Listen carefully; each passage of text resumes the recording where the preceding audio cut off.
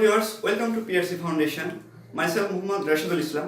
আজকে আমি একটু গুরুত্বপূর্ণ বিষয় নিয়ে আলোচনা করতে যাচ্ছি। এই গুরুত্বপূর্ণ বিষয়টা হচ্ছে বায়োগ্রাফিয়া লিটারেরিয়া।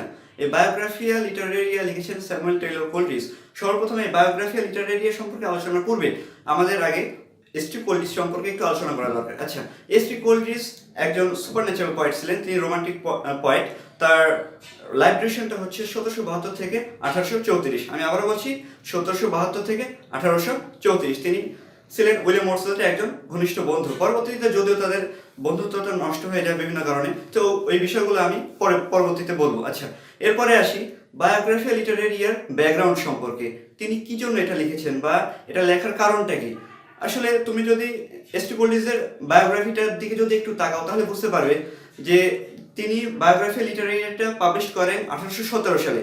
আর এই সালটা তার জন্য খুবই খুবই খুবই খারাপ ছিল। কি জন্য? কারণ তিনি ফিনান্সিয়াল হার্ডশিপের মধ্যে পড়ে গেছিলেন।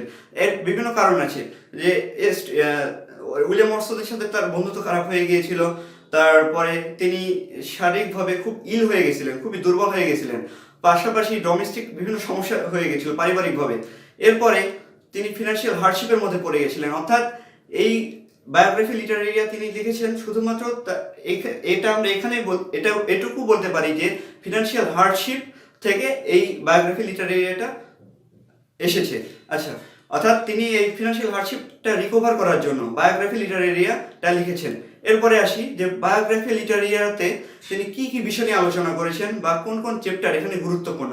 তুমি সব চ্যাপ্টার যদি পড়ো তাহলে এখানে তুমি তেমন বেশি আইডিয়াটা পাবে না, বা সব চ্যাপ্টার ততটা মূল্যবান নয়। তবে যেগুলো চ্যাপ্টার বেশি ইম্পর্টেন্ট সেগুলো চ্যাপ্টার আমি বলে দিচ্ছি। 1 থেকে 4 পর্যন্ত, তারপরে 10 আর 11 চ্যাপ্টার, তারপরে হচ্ছে 14 থেকে 22 পর্যন্ত। এই মোট এই কয়েকটা চ্যাপ্টার পড়লে তুমি বায়োগ্রাফি লিটারেরিয়ার প্রিন্সিপালস বিষয়গুলো জানতে পারবে। আর এর বিষয়গুলো অবশ্যই আমি এখন আলোচনা করব।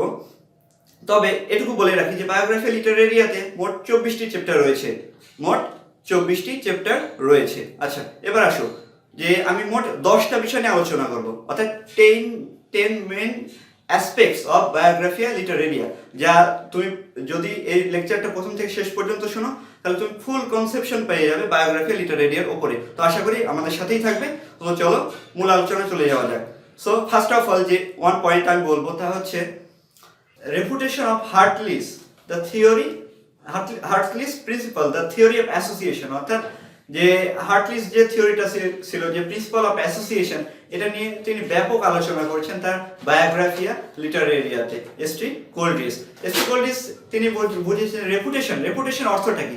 রেপুটেশন শব্দ অর্থ খণ্ডিত করা, বা এর চেয়ে বেশি তুলনা করে কোনো কিছু দেখানো, বা এর চেয়ে মানে এর চেয়ে অর্থাৎ প্রতিষ্ঠিত যে সত্য এটার চেয়ে খণ্ডন করা, বা এর চেয়ে তুলনামূলক বেশি সত্য বিষয়টা প্রকাশ করা। এটা এই জন্য রেপুটেশন ওয়ার্ডটা ব্যবহার করা হয়। আর এস.টি. কোলরিজ তার বায়োগ্রাফি লিটারেরিয়াতে এই ডেভিড হার্টলি তার লাইফ ডিউরেশনটা হচ্ছে 1707 থেকে 1757। আবারও বলছি 1707 থেকে 1757।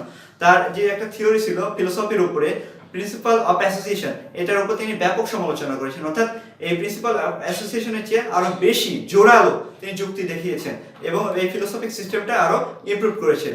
এরপরে number 2, discussion on a number of philosophic system. তিনি বিভিন্ন ফিলোসফিক সিস্টেমের উপর ডিসকাস করেছেন।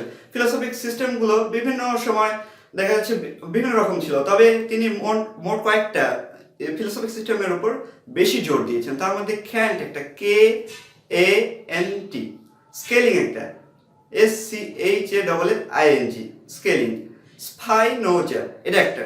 এই বিষয়গুলো, এই ফিলোসফিক সিস্টেমগুলোর উপর তিনি ব্যাপক লিখেছেন তার বায়োগ্রাফিয়া লিটারেরিয়া সম্পর্কে।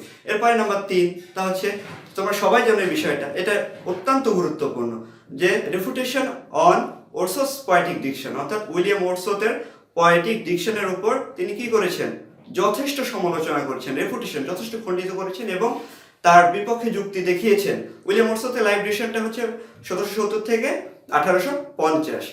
এই উইলিয়াম ওয়ার্ডসওয়ার্থের পোয়েটিক ডিকশনটা কি কি ছিল, যে রুরাল পিপল হবে তার সাবজেক্ট, পোয়েটিক সাবজেক্ট, এবং রুরাল ভাষা অর্থাৎ ল্যাঙ্গুয়েজ অফ রাস্টিক্স এটা হবে। কিন্তু এই এস.টি. কোলরিজ এগুলো কি করেছেন, এগুলো সম্পূর্ণ অগ্রাহ্য করেছেন এবং এর বিপরীতে তিনি কি করেছেন, যুক্তি দেখিয়েছেন। আচ্ছা, এরপর number 4, a complete analysis of Wordsworth's poetry. অর্থাৎ উইলিয়াম ওয়ার্ডসওয়ার্থের যত কবিতা রয়েছে সবগুলোকে তিনি কমপ্লিটলি অ্যানালাইসিস করেছেন, কি কি বিষয়গুলো আছে, কি কি বিষয়গুলো নেই, কি কি বিষয় থাকা দরকার, আর কি কি সংযোজন করা দরকার, এই সম্পর্কে তিনি আলোচনা করেছেন বায়োগ্রাফিয়া লিটারেরিয়াতে। এরপর number 5, Southey and William Shakespeare's poetry, অর্থাৎ comment on Southey and William Shakespeare's poetry, অর্থাৎ সাউদিটাকে, রবার্ট সাউদি তিনি ছিলেন একজন রোমান্টিক রাইটার, তারপর হিস্টোরিয়ানস অ্যান্ড বায়োগ্রাফার। তার লাইফ ডিউরেশনটা হচ্ছে 1774 থেকে 1843। তার এই যে কবিতাগুলো ছিল, এই কবিতাগুলোর উপরে তিনি যথেষ্ট সমালোচনা করেছেন।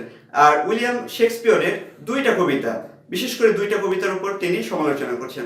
সেই দুইটা কবিতা হচ্ছে number 1 Venus and Adonis, and number 2 the rape of Lucrece, the rape of Lucrece. এই দুইটা কবিতার উপরে তিনি সমালোচনা করেছেন বায়োগ্রাফিয়া লিটারেরিয়াতে। এরপর নাম্বার 6 এক্সেলেন্স অফ পোয়েট্রি অথবা সুপেরিয়রিটি অফ পোয়েট্রি, অর্থাৎ কবিতা যে সকল আর্টের উপরে বা above all the branches of knowledge, সকল জ্ঞানের সকল শাখার উপরে যে কবিতার স্থান, এটা তিনি প্রমাণ করেছেন কোথায়? বায়োগ্রাফিয়া লিটারেরিয়াতে। এস টি কোলরিজের পূর্বে বিভিন্ন রাইটাররা পোয়েট্রিকে সুপেরিয়র আর্ট হিসেবে প্রমাণ করেছেন। যেমন তুমি যদি দেখো যে অ্যারিস্টটলের পোয়েটিক্স, এটা একটা উজ্জ্বল উদাহরণ। তারপরে স্যার ফিলিপ সিডনির অ্যাপোলজি ফর পোয়েট্রি, এটা একটা গুরুত্বপূর্ণ উদাহরণ। এরপরে ম্যাথু আর্নল্ডের the study of poetry, William ওয়ার্ডসওয়ার্থও লিখেছেন প্রেফেস টু লিরিক্যাল ব্যালাডস। ঠিক তেমনি যে poetry is a superior art, excellence of poetry, এটা প্রমাণ করেছেন এস টি কোলরিজও তার বায়োগ্রাফিয়া লিটারেরিয়াতে। সুতরাং এই সুপেরিয়রিটি অফ পোয়েট্রি অথবা এক্সেলেন্স অফ পোয়েট্রি এটা প্রমাণ পায় কোথায়? বায়োগ্রাফিয়া লিটারেরিয়াতে, অর্থাৎ এটা ছিল নাম্বার 6।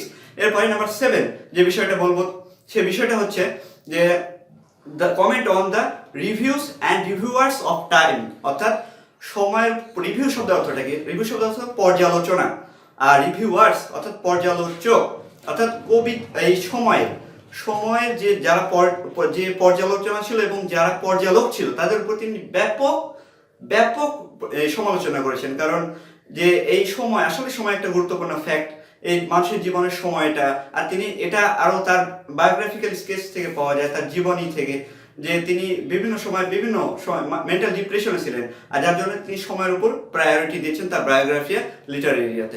এরপরে নাম্বার 8 যে পার্সোনাল রেমিনিসেন্সেস, অর্থাৎ নিজের আত্মজীবনী, অর্থাৎ যে আত্মজীবনী সম্পর্কিত যে অবস্থা তার ছিল, যে নিজের জীবন সম্পর্কে যে তিনি লিখেছেন, আর এটা তিনি বায়োগ্রাফিয়া লিটারেরিয়াতে সম্পূর্ণরূপে প্রকাশ করেছেন। যদিও এটা হালকা স্লাইড ডিসকাশন ছিল, তবে এটা একটা পার্ট, একটা ফ্যাক্ট বা গুরুত্বপূর্ণ একটা বিষয়, তা হচ্ছে differences between fancy and imagination. অর্থাৎ আরেকবার বলতেছি, differences between fancy and imagination, অর্থাৎ ফ্যান্সি কি, ইমাজিনেশন কি। যদি অর্থগতভাবে এরা এক, কিন্তু এই এস টি কোলরিজ তার বায়োগ্রাফি লিটারেরিয়াতে এই দুটোর মধ্যে যথেষ্ট পার্থক্য দেখিয়েছেন। কারণ আর এই দুইটা যে আলাদা তিনি এটাও প্রমাণ করেছেন এগুলোর ডেসক্রিপশন দিয়ে। আচ্ছা, এরপরে আবার ইমাজিনেশনকে আবার দুই ভাগে ভাগ করেছেন, একটা হলো প্রাইমারি ইমাজিনেশন আর একটা হচ্ছে সেকেন্ডারি ইমাজিনেশন। আমি আবারও বলছি, primary imagination and secondary imagination, এগুলো তুমি ডিটেলস পাবে কোনটা কি বা কি সম্পর্কে, এগুলো এই প্রশ্ন বা এই বিষয়টা তুমি ডিটেলস পাবে আমাদের অফিসিয়াল ওয়েবসাইট literaturexpress.com এ। আমি আবারও বলছি literaturexpress.com। এরপরে নাম্বার 10 যে comments on the religious and moral problems, comments on the religious and moral problems, অর্থাৎ সেই সময় যে রিলিজিয়াস যে একটা সমস্যা ছিল বা মানুষের যে মোরালিটি, যে নৈতিক অবক্ষয়টা ছিল, সেটা তিনি এই বায়োগ্রাফি লিটারেরিয়াতে উপস্থাপন করেছেন। কারণ তুমি যদি দেখো, একটু খেয়াল করো যে এর তুমি যদি একটু খেয়াল করো তাহলে দেখতে পাবে যে উইলিয়াম ব্লেক লিখেছেন লন্ডন 18, এরপরে আবার উইলিয়াম ওয়ার্ডসওয়ার্থ লিখেছেন লন্ডন 1802। তারপরে আবার এই বায়োগ্রাফি লিটারেরিয়াতে এই এস টি কোলরিজ এই রিলিজিয়াস অ্যান্ড নৈতিক বিষয়টা সম্পর্কে তিনি কমেন্ট করেছেন। এটা বর্তমানেও সেই সমাজে প্রচলিত, কারণ তুমি এটা পাবে টি.এস. ইলিয়টের দ্য ওয়েস্টল্যান্ড এই কাব্যটায়। এই বিষয়গুলো থেকেই যায়, অর্থাৎ সম্পূর্ণরূপে এটা কি শেষ হচ্ছে না। আর যার জন্য এই বায়োগ্রাফি লিটারেরিয়াতে এস টি কোলরিজ এই রিলিজিয়াস অ্যান্ড মোরাল প্রবলেমসগুলোকে উল্লেখ করেছেন। তো এই বিষয়টা এই পর্যন্ত ছিল, আর এটা খুব সুন্দরভাবে হয়ে গেল এই বিষয়টা। তো আশা করি এই কয়েকটা যে পয়েন্ট, আমি 10টা যে পয়েন্ট বললাম, এই 10টা পয়েন্ট যদি তুমি ফলো করো তাহলে তুমি ফুল কনসেপশন অবশ্যই পেয়ে যাবে। আর এতে করে তোমার বায়োগ্রাফি লিটারেরি ডিটেলস কোনো পড়ার দরকার হবে না। সো আশা করি এই ভিডিওটা অবশ্যই তোমাদের ভালো লাগবে, আর যদি ভালো লাগে তাহলে অবশ্যই লাইক করবে এবং কমেন্ট করবে এবং বন্ধুদের সাথে তা শেয়ার করবে। আর পরবর্তীতে তুমি কোন বিষয়ে ভিডিও পেতে চাও তা অবশ্যই আমাদেরকে কমেন্ট করে জানাবে।